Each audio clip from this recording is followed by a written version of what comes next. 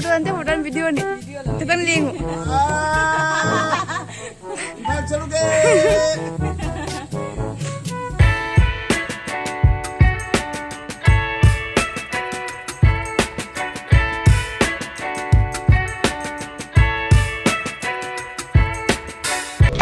Hello everyone. Ma'am, panoku jilangai magi taraptagi khurumjari. Ma'am, akoi hoji yumdagi thokle mafam amada koiba chali. Mafam amada koiba chali haise akoi papa thinba chali ne ba. Adoni ma'am akoi yumdagi akoi angang ne ai ne asigana papa leire. Asigana khajatan machan fi nawi leire. Adoni akoi chali ne ba ko akoi ma'am se. Asigana ini pa gai thori. अदो अखोय पापा से थिनबा चलीनी ma'am जेंगमिनासी करा मफम the चलीनी हाइदो ma'am से इदुम तपी तपी तौना इ हाइदा कियबको काइदा चलीनो हाइसे अदनी जेंगमिनासी ma'am दनी मफम the जौरगा आई नुचरके काइ काइ चलीना जो मरक मरक तगी दुम आई दुम हाइदा कियबा मफम जौद्रिगे दगी दुम दनी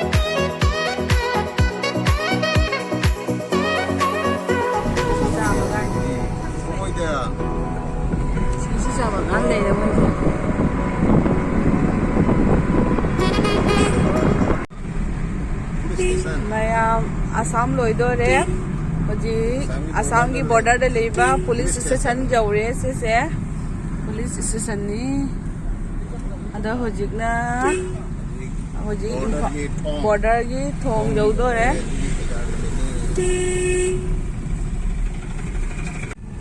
मैम से जी घाट बाजार नि मैम थोंग यौदोरे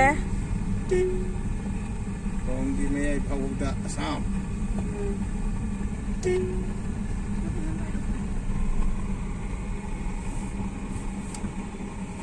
Traffic jam हो है.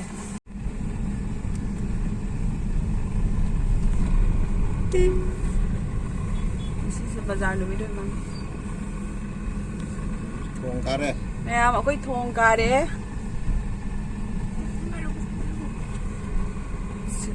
थोंगी साइड से बाजार फमनारी जिरीबांगी बाजार नुमितनी ये थोंगी असेगी खाइबो फौना अखोगी असम की मनुंग चल्ले Segi asagi asaibo. Checkpost segi Checkpost segi asigi Jiribamgi si checkpost segi wang masana Manipur. Zik akoy Manipur gi manung da change Jiri Ghat ni Jiri Ghat la le Manipur change hoji Manipur gi manung janna leiba se Jiribam district manung change akoy se hoji welcome to Manipur Jiribam district ata leye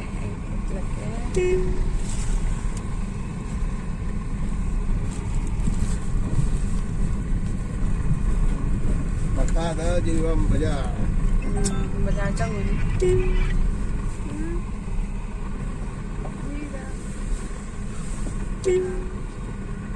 Music.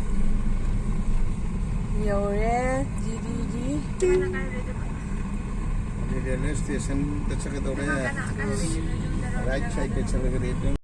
Kaya asigigi di akoy Dibong lamen japam ni ko se. Dibong lamen japam si baw para asigigi akoy station chatli ni.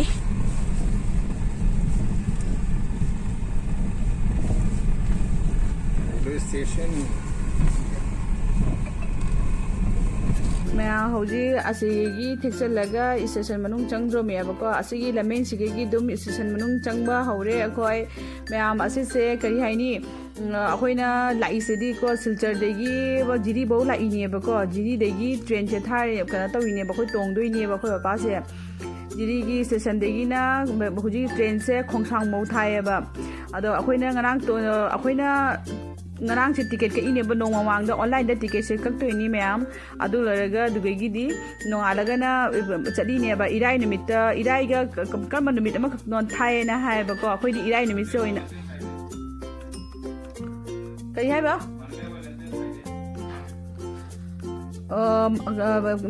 kano thaba se Monday Wednesday Friday haina dumai thai ba ko ado akhoi di Friday oina chale ado ticket ka pose no mang do oina myam su ka piwa ba ticket ki mamal di du jam yam da bani lupa humbucha manga tang tani hai bani ba ko online da ka pa matam da ado ni myam imphal chatninga di myam sigegi dum chapi ba jani hujidi yam nungai rabani imphal chapase akhoi baba su ahan ba oina jeng ba chali ni ba ko kamaina tawge hai ba se ko ado dogi ma ya ta program lebe dogi chatpani ado imphal degi adi khongsang bo yauraga dugegi keno to base chatpase imphal chapase pung ohum gi lambe ne na haibane ba ado ata gari su adi khongsang gi station gi dugegi gari su available oye na haiba ko ado da mayam chapiu haidi imphal ga se dum thapna ka tawna khalam bado dum idak nang na uba du mai tawre train che lak pa dei di adoni mayam nungai minasi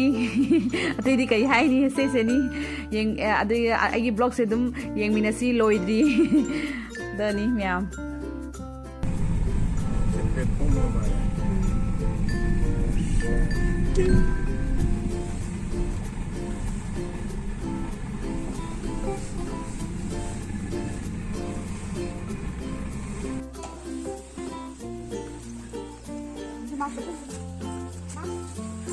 Kalu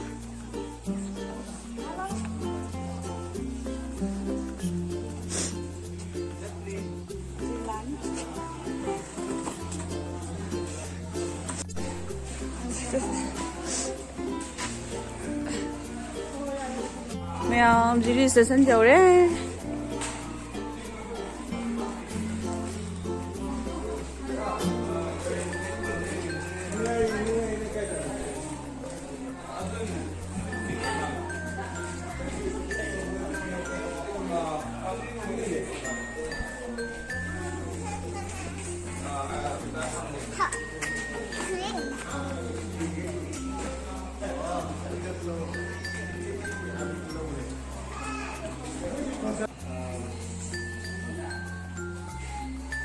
Jiri station dầu đấy. Papa hoji chatro bani ngata lega train lani. Ule.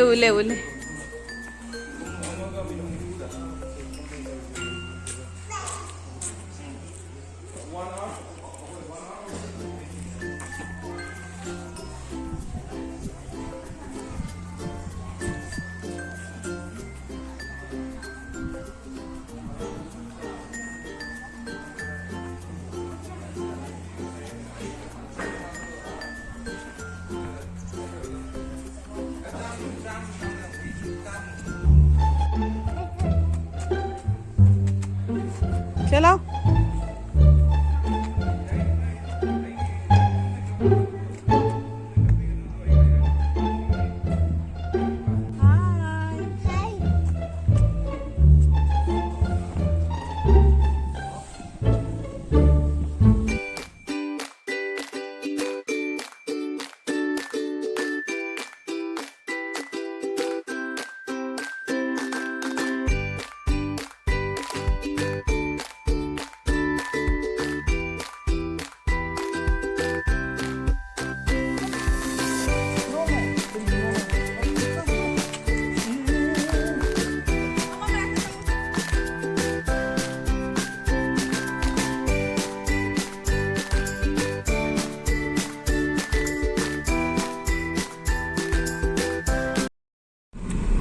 ꯑꯩꯈꯣꯏ ꯍꯧꯖꯤꯛ ꯁ꯭ꯇꯦꯁꯟꯗꯒꯤ ꯊꯣꯛꯂꯦ ꯑꯩꯈꯣꯏ ꯃꯄꯥ ꯊꯅꯝꯃꯦ ꯑꯗꯅꯤ ꯑꯩꯈꯣꯏꯒꯤ ꯁꯤꯗ ꯏꯆꯦ ꯑꯃ ꯂꯩꯌꯦꯕꯀꯣ ꯏꯅꯝꯃ ꯑꯃ ꯑꯗꯣ ꯃꯣꯏꯗ ꯄꯨꯡ ꯉꯥꯏꯍꯥꯛ ꯆꯪꯉꯝꯒꯅꯤ ꯑꯗꯣ ꯂꯣꯏꯔꯒ ꯃꯣꯏꯗꯒꯤ ꯊꯣꯛꯂꯒ ꯉꯁꯤꯁꯦ ꯖꯤꯔꯤꯒꯤ ꯕꯖꯥꯔꯅꯦꯅ ꯍꯥꯏꯌꯦꯕꯀꯣ ꯑꯗꯣ ꯖꯤꯔꯤꯒꯤ ꯕꯖꯥꯔꯗꯣ ꯉꯥꯏꯍꯥꯛꯇꯪ ꯆꯪꯉꯨꯒꯦ ꯀꯔꯤ ꯀꯩꯅꯣ ꯇꯧꯕꯗꯣ ꯂꯩꯔꯛꯄ ꯌꯥꯕꯁꯤꯡꯗꯣ ꯄꯣꯠ ꯆꯩꯁꯤꯡꯗꯣ ꯑꯗꯨꯝ ꯌꯦꯡꯉꯛꯀꯦ ꯂꯩꯕ ꯌꯥꯕꯅ ꯂꯩꯔꯛꯑꯦ ꯅꯠꯇ꯭ꯔꯒ ꯑꯗꯨꯝ ꯌꯦꯡꯉꯒ ꯂꯥꯛꯄ꯭ꯔꯥ ꯂꯥꯛꯑꯦ ꯑꯗꯨꯅꯤ ꯃꯌꯥꯝ ꯌꯦꯡꯃꯤꯟꯅꯁꯤ ꯃꯊꯪ ꯑꯃꯨꯛ ꯃꯌꯥꯝ ꯑꯩ ꯍꯧꯖꯤꯛ ꯑꯩꯈꯣꯏ ꯆꯦꯆꯥꯏ ꯌꯨꯝꯗ ꯆꯪꯉꯛꯑꯦ ꯑꯩꯈꯣꯏ ꯆꯦꯆꯥꯏ ꯌꯨꯝꯗ ꯌꯧꯔꯛꯑꯦ ꯖꯤꯔꯤꯗꯅꯦꯕ ꯍꯧꯖꯤꯛ ꯖꯤꯔꯤꯗ ꯂꯩꯔꯤ ꯆꯦꯆꯥꯏ ꯍꯥꯏꯁꯦ ꯑꯩꯈꯣꯏ ꯄꯄꯥꯒꯤ ꯃꯌꯥꯝꯕꯖꯥꯏ ꯑꯩꯈꯣꯏ ꯏꯄꯨꯌꯥꯏꯃꯒꯤ ꯑꯩꯈꯣꯏ ꯕꯥꯖꯤꯒꯤꯅꯦ ꯃꯆꯥꯅꯨꯄꯤꯅꯦꯕꯀꯣ ꯅꯨꯄꯥ ꯃꯔꯤ ꯃꯅꯨꯡꯗ ꯃꯇꯣꯟꯇ ꯄꯣꯛꯏ ꯃꯥ ꯖꯤꯔꯤꯗ ꯊꯥꯖꯩꯌꯦꯕꯀꯣ ꯑꯗꯨꯅꯤ ꯑꯩꯈꯣꯏ ꯃꯌꯥꯝ ꯄꯨꯝꯅꯃꯛ ꯆꯦꯆꯥꯏ ꯀꯧꯕꯗ ꯏꯅꯝꯃ ꯌꯥꯏꯃ ꯊꯣꯛꯏ ꯃꯥꯁꯨꯀꯣ ꯑꯗꯨꯗꯣ ꯃꯌꯥꯝꯅ ꯆꯦꯆꯥꯏ ꯀꯧꯕꯗ ꯑꯩꯁꯨ ꯑꯗꯨꯝ ꯆꯦꯆꯥꯏ ꯀꯧꯋꯦꯕꯀꯣ ꯍꯧꯖꯤꯛ ꯃꯣꯏꯗ ꯂꯩ ꯍꯧꯖꯤꯛ ꯃꯣꯏ ꯌꯨꯝꯗ ꯃꯥꯅ ꯆꯥꯅꯕ ꯀꯩꯀꯩ ꯇꯧꯔꯤ ꯃꯣꯏꯗ ꯈꯤꯇꯪ ꯑꯃ ꯆꯥꯔꯒ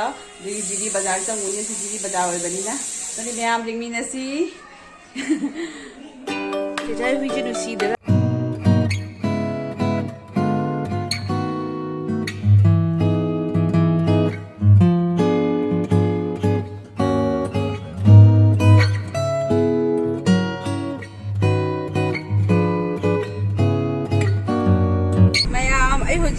ꯑꯩꯈꯣꯏ ꯆꯦꯆꯥꯍꯣꯏꯗꯒꯤ ꯊꯣꯛꯂꯛꯑꯦ ꯑꯩꯈꯣꯏ ꯍꯧꯖꯤꯛ ꯕꯖꯥꯔꯔꯣꯝꯗ ꯆꯠꯂꯅꯤꯑꯕ ꯑꯩꯈꯣই ꯆꯦꯆꯥꯏꯁꯨ ꯌꯥꯎꯔꯦ ꯁꯤꯒ ꯃꯅꯤꯡꯗ ꯂꯩꯔꯦ ꯆꯦꯆꯥ ꯍꯥꯏ ꯇꯧꯔꯣ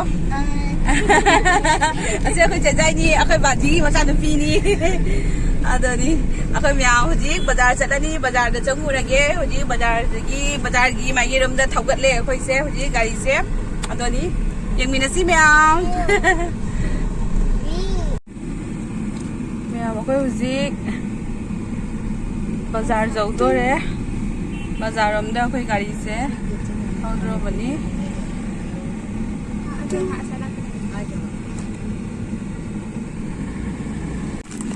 सेगी बाजार की थौजले होय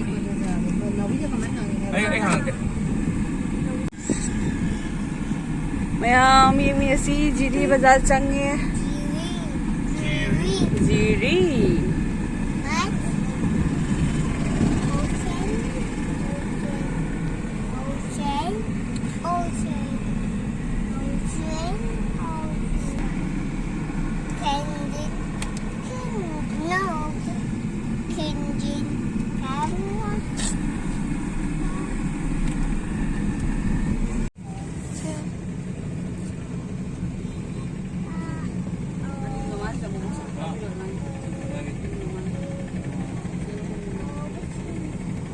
Tadi tambah mana je yang ini?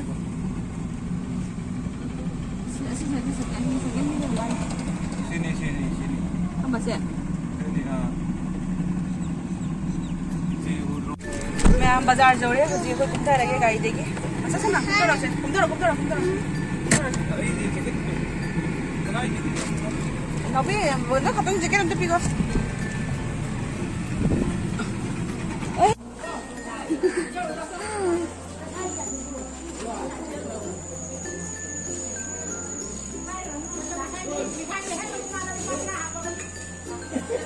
Ma'am जीरी की बाजार से तो जोली पर कहना चाहिए ये वो सबसे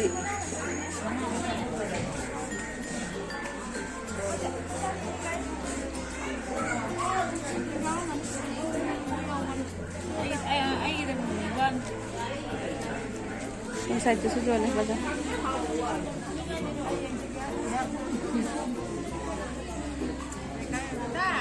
Jiri jorok pada isan apa semua mau tahu kere.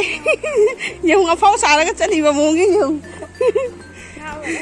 Jen nggak lu bapa? Yang masih jiri bazar.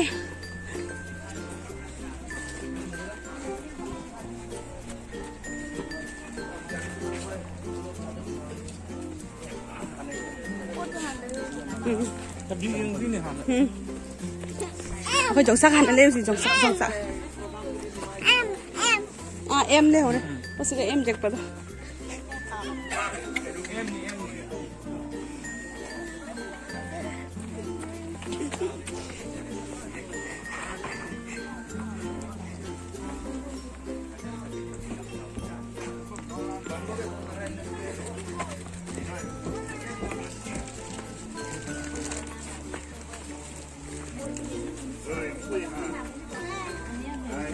Điên đầm hay đừng điên nữa.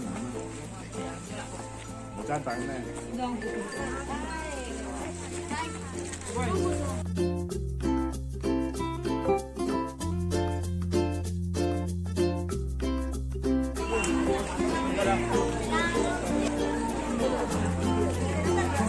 Bây giờ cái mâm chân cái màn. Ini sekian apa lagi dong cakse? Sama lagi kaya kan? Macam lagi teruk di hari ni tapi tam. Sama lagi teruk di bandar.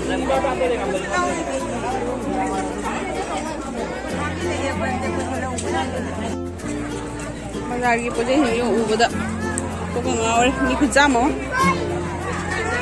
Mai chui ra đấy. So, masih angang sih nasi sih. Kenapa tahu re bazar se lak pategi. Oh, paham ni pategi pun apa.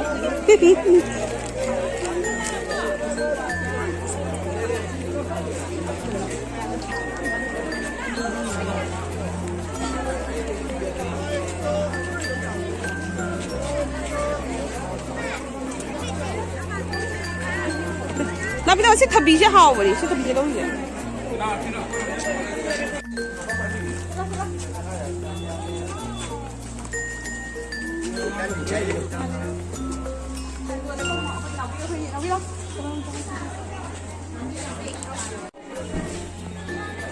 Mau pani bazar.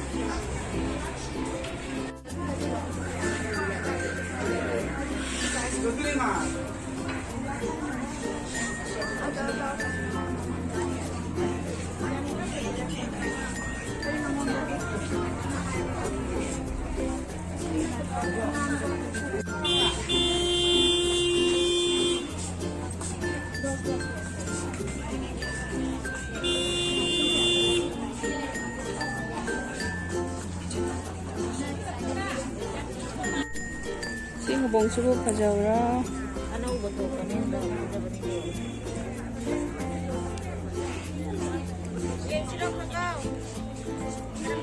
Nasi ni. Nabi dah kau log dera. Log dera.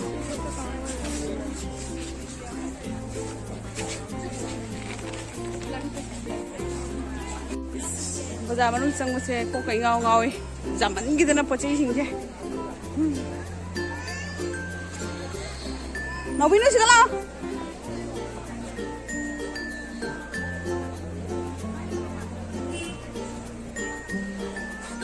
दुकान से गए पचाई खड़ा लोग ही गए मंदिर मंदिर बाबा ना तो मत पी रहा यारे कोई ना नाव से साव यार तुम बस दफा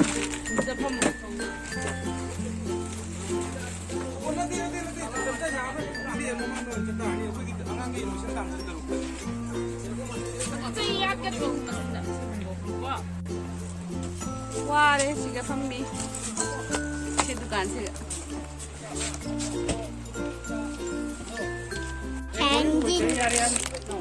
Candy.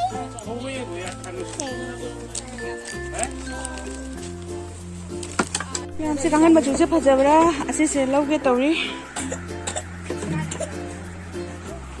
खल्ला का दी फजनी है ने खल्ली अमाई मरी पांडी दा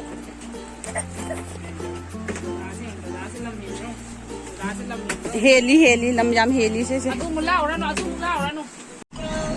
मैं आपको हुजी बाजार तो उन्हें थोक ले है तो कुछ ही नता लौरे है sigana jumbo box lore sigana fiber gi blanket lore sana kangtham chu lore ai abang ba adu kumang ku chupa che di yawi adu ni me hoi chum joraga ai jeng halake hotel me ni su ke pache le jaba jenge adu ni tum du yang minasi bazar lagbe gi ni na is me am chu pineapple ngada le de jok jak khale ni pa jok jak se kya hai ba ขลุกน้ำมันก็ที่ปนเลย kallo si Hazır.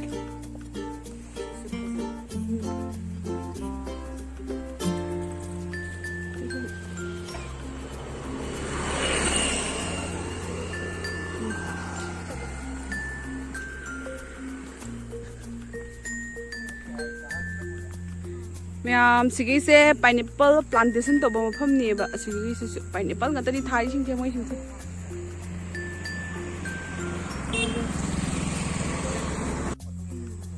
mẹ se mình se nhau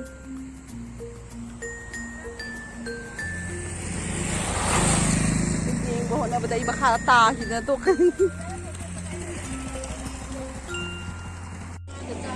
mga da cham hai ra तो मना how नहीं थूंगा तो बता खाता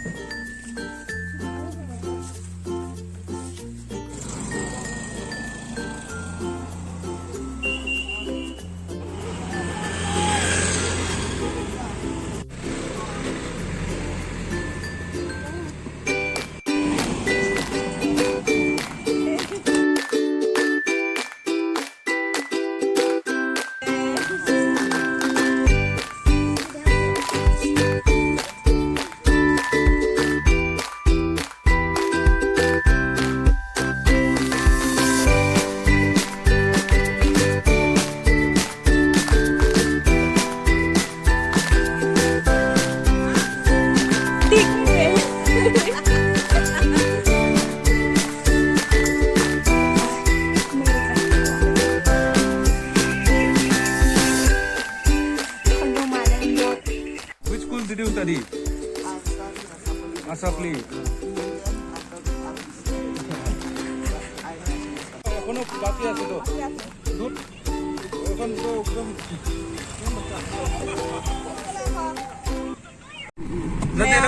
ai ho akhoi ho ji jiri degi kumthare markulin landhare adoni myam jengminasi sigegi kumthare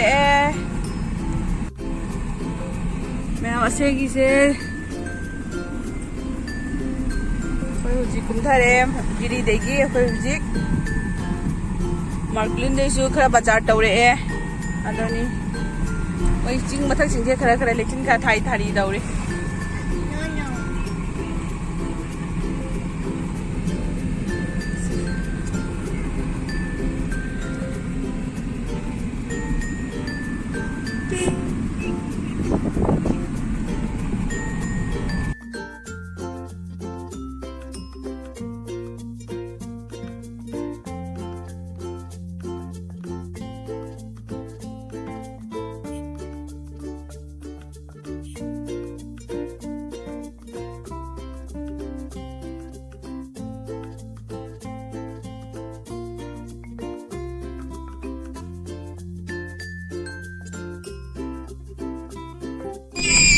angang harau di lo angang nu kamai harau ba naro hu ye ke masak je jeng ket ma ni na masak ko ayya masak se jeng ni cha be ge ta me me cha tu lo yi masak ya ma masak che don da hai ta ko che don da miao to ko ne dan lau ko papa ne lau re man cha papa na lau re papa lau re mu lau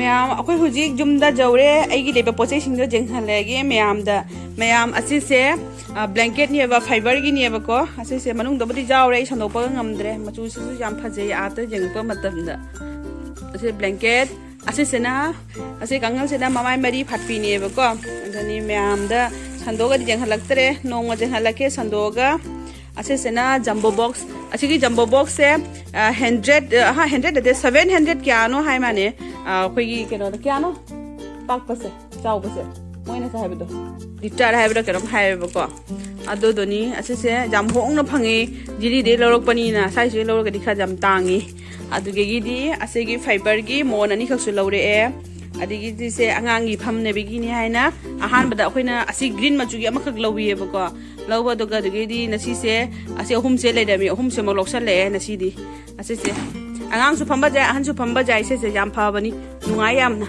ꯑꯗꯨꯗꯒꯤꯗꯤ ꯖꯤꯔꯤ ꯕꯖꯥꯔꯗꯒꯤ ꯑꯁꯤ ꯄꯣꯠ ꯆꯩ ꯈꯔꯁꯦ ꯑꯗꯨꯝ ꯇꯧꯔꯛꯑꯦ ꯌꯨꯝ ꯀꯨꯝꯕ꯭ꯔꯥ ꯑꯗꯨꯗꯒꯤꯗꯤ ꯀꯣꯂꯤ ꯍꯋꯥꯏ ꯂꯐꯨ ꯊꯔꯣ ꯑꯗꯒꯤꯗꯤ ꯀꯩꯅꯣ ꯃꯪꯒ꯭ꯔꯥ ꯄꯥꯏꯅꯦꯄꯜ ꯑꯗꯒꯤ ꯌꯣꯡꯆꯥꯛ ꯀꯩꯀꯥ ꯑꯗꯒꯤ ꯑꯁꯤꯒꯤ ꯀꯔꯤ ꯌꯥꯏ ꯑꯁꯤꯒꯤ ꯀꯩꯅꯣꯁꯦ ꯀꯔꯤ ꯌꯥꯏ ꯃꯣꯝꯄꯥꯛꯁꯦ ꯑꯁꯤꯁꯤꯗꯤ ꯑꯩꯈꯣꯏꯅ ꯄꯨꯅꯕꯒꯤꯅꯦꯕ ꯀꯩꯅꯣꯗ ꯑꯩꯈꯣꯏꯒꯤ ꯆꯤꯆꯣꯏ ꯌꯨꯝꯗ ꯑꯩꯈꯣꯏ ꯑꯥꯗ ꯂꯩꯔꯨꯗꯣꯏꯅꯤꯅ ꯑꯥꯗ ꯄꯨꯅꯕꯒꯤ ꯁꯤꯁꯦ ꯑꯁꯤ ꯄꯣꯠ ꯆꯩ ꯈꯔ ꯈꯛꯇꯅꯤ ꯂꯧꯔꯛꯏꯕ ꯃꯌꯥꯝꯅ ꯌꯦꯡꯍꯟꯅꯤꯡꯕꯅꯤꯅ ꯇꯧꯕꯅꯤ